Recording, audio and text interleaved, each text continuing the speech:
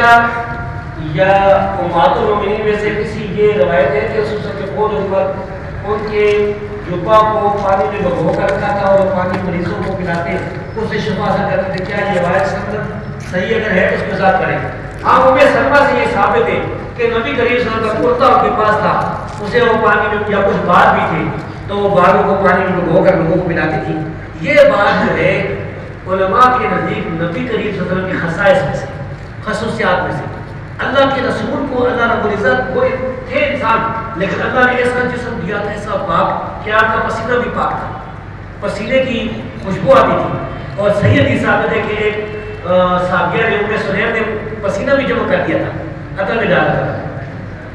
تو صحابہ کرام نے نبی کریم صلی اللہ علیہ وسلم کے تبرکات جو ہیں یہ بھی آپ کے رسول کو بانی اور جسم اور بھلائی اور بھی ثابت ہے.